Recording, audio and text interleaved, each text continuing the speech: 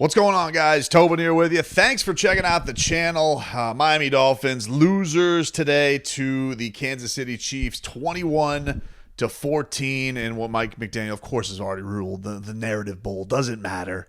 You know, it's we know we can't prove the narrative right until the narrative happens. Really ended up being a heartbreaker on a lot of levels because, first of all, you put yourself in a 21-0 hole to the Kansas City Chiefs in, another game, highly publicized. And I think before the sweeping matter, I was already getting texts like, I got, my co-host on Tapped Out. He's a KC fan. He's a frauds. I'm getting that texted to me at halftime. And, I think every Dolphin's thinking the same thing as that. It's like, not this again. I mean, 21-0. And you had this just absolute back-breaking fumble by Tyreek Hill near the end of halftime. You can make that a drive to make it a game, and no, you go down 21-0 going into the break. And that from there was just like how you're going to need to play pristine, absolutely perfect in the second half to overcome this. And it feels like, the entire world's up against you at that point. Everybody's laughing at you. And to the Dolphins' credit, they were able to make this a game. Once again, getting off the mat, making it something after another brutal start. And there you have a drive at the end where Raheem Mostert goes off for two monster runs, puts you in position to go get the game-tying drive, and then just all hell breaks loose. Tua, not able to connect with anybody, nearly throws two interceptions. Waddle falls down. Connor Williams snaps the ball back. So everything just kind of breaks down for you. After momentum is riding high, it looks like you're going to have this unbelievable comeback to define, just all of the guts in the world, and instead it ends up coming short. So, big takeaways from this is not really so much that the Dolphins are frauds, although I think they'll deservingly wear some of that. It's because the big problem has become in all of these big-time matchups against the big-time teams is they get themselves down 2 scores in basically all of these games. And it's like, you need to be able to start these games fast. You cannot go out there and play with this margin for error that you have against the bad teams. Like, it's not Carolina where you get down 2 touchdowns and you're like, no bigs, we'll make it up. We'll be able to come back. No, it's the mother bleeping Chiefs. And the other thing that's tough about this, you got to put it on the offense, because this is 2 performances against KC and Philadelphia where the defense, 14 points against the Kansas City Chiefs today. Who the hell isn't going to take that kind of game from them? I mean, they were impeccable in the second half of this football game, and you were drowning. They put you in that position. First of all, it looked like it was going to be a Swiss cheese day because the offense, the KC marches right down the field to start this game. You're like, all right, this isn't great. And really from that point on, they gave the offense every opportunity to take hold of this game, and they couldn't. And I know the Chiefs have a banging defense and one of the best in the league, but they really had Miami flustered all game. It took them an entire half to go to get this game going, and they just couldn't. And you could talk about the injuries on the offensive line. You lose Robert Jones again, and, you didn't have Robert Hunt for the first time in forever, and you already lost Isaiah Wynn. But let's be real about it. I mean, you guys the Dolphins have been battling with offensive line issues all season. They've been dealing with big injuries all season, and they've done a pretty good job of handling this. It's tough not to look at this game squarely at your 2 best players in Tua and Tyreek Hill and think, man, you guys screwed the pooch here. You blew this game for your team, because, Tua, that last drive, Mostert set you up with 2 beauty runs. And I just never felt today like Tua ever had that play where it was like, damn, that's MVP quality. That's the play that bails him out. And he's had those time and time again this year, but in the primetime matchups, those haven't come. And that was the tough thing. Him and Tyreek Hill have become one of the most unsolvable forces in the league. Just never really had that play. And then it's impossible not to look at 10 and be like, you talked all this week about, doesn't matter if this is in KC or Germany, they're going to get that work. And, what was he today? Finished 8 catches, 62 yards, gave up a fumble for a touchdown. I mean, sometimes it's as simple as that. If your best guys don't show up in a big time primetime matchup, how are you supposed to expect to win? And they weren't able to do that today. Tua was not good enough. And what was a defensive struggle game? Everybody thought this was going to be the two high-powered offense. It's not like Mahomes was amazing, but he got them off to the lead quick. He eventually had the methodical drive to put them up 2 scores. And, when you're up 3 touchdowns, you're going to be playing a pretty conservative game as it is. So that's tough. That's definitely going to be something that it's not a case of, not being able to believe Tua or believing that he's not a franchise quarterback or any of that stuff. I think if you guys know this channel, I'm a big Tua fan.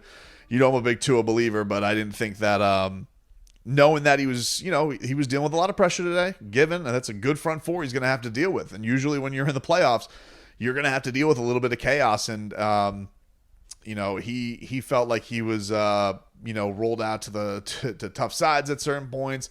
They put him in awkward positions. And then that just last drive, just to not be able to come up with one, throw that weird one to Cedric Wilson at the end. Really, really tough. So, the takeaway, the national narrative is going to be frauds. And I think that it's a fair thing to wear for right now. If you're a Dolphin fan, you're going to get overly bothered by it. You're, I think, worrying about the wrong stuff. I think the thing that has been probably more annoying than anything is the Dolphins have had their chances in all 3 of these games against the quote-unquote elite teams. And every time they've had that opportunity to swing the momentum, they have not been able to come up with that play to take control of that game and put the grip on it. And a lot of it has honestly been on the offense, which is, it has been the identity of this team. It is the identity of this team. Everybody looks at it. They talk about the fast guys. They talk about Tua. They talk about the timing. They talk about all that stuff. But when it has come push come to shove in these, monster matchups, the defense was nails today, man. I mean, Bradley Chubb was an absolute menace. Zach Sealer was a menace. Jalen Phillips, the secondary's job. Travis Kelce didn't do squad douche today. Travis Kelce today did 3 catches, 14 yards. Highest receiver today for Kansas City, 3 catches, 34 yards. You could say, Isaiah Pacheco had a couple of key runs. He finished with 66 yards. That defense was nails today, man. They were awesome. They were really, really awesome. And, once again, the penalties just became a problem for the Dolphins. That was another thing. They talked this week, Kansas City talked about, this is going to be a road. It wasn't a road game. There were a lot of Chiefs fans there. Definitely more noticeable than Dolphins cheers. But, Miami just kept shooting themselves in the foot early in this game. And weren't able to come through. And the other thing that's just a backbreaker, they had they had 2 opportunities, not even just the final drive, but I should mention, by the way, the reason I'm in this bland ass room is my kids' cheerleading team is here having a party, and when that happens, even as a talk show host, you get relegated to the corner of the house. But and I gotta go take my boy to flag football, so I was appreciative of the early start today. But anyway, the tough part about this, you get to that 4th quarter, and the Dolphins, with like 12 minutes left, they get the ball back and just go on a really methodical run. They do a good job. You get Cheetah over the middle, and then after Tua finds Cheetah for a first down on a 3rd and 5. Just like all hell breaks loose. You had a pitch to Ahmed that got blown up. Tua got sacked immediately. Incomplete pass. And then you're punting with like 4 minutes left. And the defense still comes up with a monster stop. Bradley Chubb was like all up in Patrick Mahomes' face. They get the stop that they need. They got 2.5 minutes left. Raheem Mostert, 2 huge runs. Then Tua nearly has flushed out, throws an ugly pass, nearly picked off right near Raheem Mostert. had the one to Waddle over the middle. He falls down. That one was nearly picked off. And,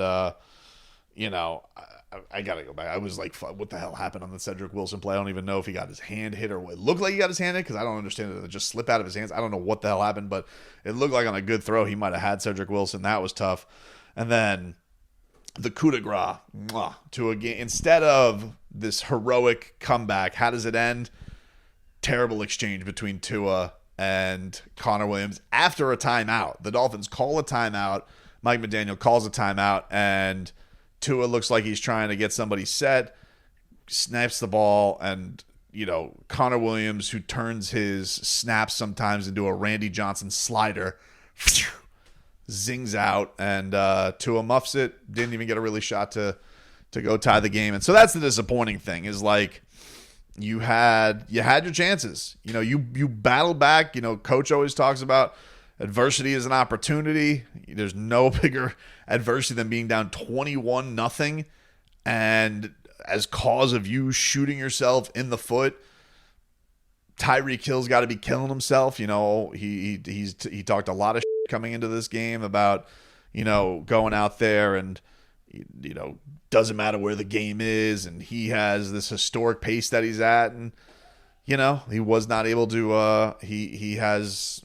The difference in the score is in his hands. He blew that game in the first half. The game completely swung, felt like it had a dagger. Dolphins had to battle all the way back. They had their chances to do that, but yakking up that football for the touchdown, sometimes it's just as simple as that, man. And I think that this game is on the hands of the two faces of their franchise. This game is on the hands of Tua, and it's on the face of Tyreek Hill. There's other stuff you can go to. The penalties, the offensive line was not great today. That's a menace front that they have to deal with. One of the best defenses in the league. Steve Spagnuolo's a great coach. It's a Super Bowl team. I'm not saying it's easy. I'm not saying it's one of these where I expect perfection. I think quite the contrary. You expect that there are going to be some adverse times. But when people are going to call the Dolphins frauds and they're going to say, you need to, they can't beat a good team. It's about moments. And the Dolphins had their shots. They had their chances to get this game, put it in their control, and they couldn't do it. They could not come up with the key. They put themselves in a bad position again. They got themselves down multiple scores again. They brought themselves all the way back again. And they weren't able to come up with those crucial last plays to show we're ready to take out the big teams. And yeah, there's half a season to go. You go in the bye, ultimately 6-3. That's a good start to the year for your first 9 games. But are there question marks that are rightfully still here with that Dolphins team? Abso-friggin-lutely there are. There are still rightful questions about, the way they go into these big time matchups, if they're ready for these big time matchups, if they can punch at that weight class. But mostly, man, they got to stop getting off to these terrible starts. They have to. It's just, you can't go in there against every good team and get down 2 scores all the time. You're always seems like you're fighting for things, because then you just basically need to play perfect the rest of the way through. And usually that's not going to happen. There's going to be a dumb penalty. There's going to be some chaos, especially on the road, which is essentially what this was. This was a road game. So it was a really, really fun first half of the season, but I do think the Dolphins have shown that they have some serious room to grow if they're going to be a real team. If they're going to be a team that is actually, Mike McDaniel came into this and he was already talking about elimination games, and he was already talking about the importance of having yourself ready for Super Bowl situations. And it's like, it's great. It's great to talk about all that stuff, and you want to shoot down all the narratives, but like, for a guy who says we're week to week, but is also always kind of thinking in the grandiose picture of things, sometimes you just got to have your team ready for the game at hand. And it has just felt like the Dolphins don't seem ready for prime time when it comes to these big matchups. It just doesn't. And I don't know if that's a coaching thing. I don't know if you want to put that on Tua. But I think they all kind of wear the blame on that. I can't put it on the defense. They've been awesome. They were awesome against the Eagles. They gave you points against the Eagles, key turnovers to even up that game. then you couldn't come through for them. They again put you in prime position here against this Kansas City team. They basically are a wall in the second half, and you couldn't come all the way back. But that's also a tough thing. You're trying to come back from 3 scores, and you gave them 7 points at the end of the first half. So stuff to clean up, man. There's stuff to clean up. It's a fun-ass team. It's a talented team, but they got flaws. They got warts that they got to work out going into this bye week.